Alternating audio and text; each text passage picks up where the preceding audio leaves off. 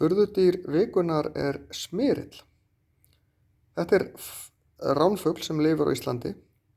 Hann er náfrændi fálkans sem er töluvert stærri þó, en smyrillinn er algengasti ránfugl á Íslandi. Þeir eru svona 25 til 30 cm að lengd, lifa allt í kringum norðurheimskautið og þeir borða aðallega fugla og mýs. Eins og aðrir ránfuglar þá helgar hann sér óðal og það er misjafnt eftir hvað er mikið að borða á svæðinu, hvað það er stórt svæði, en þeir reka aðra ránfugla út af óðalinu sínu.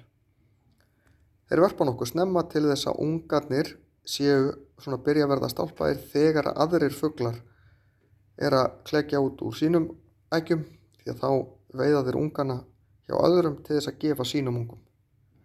Síðan fara þeir til Írlands og Vestur-Evrópu á veturna.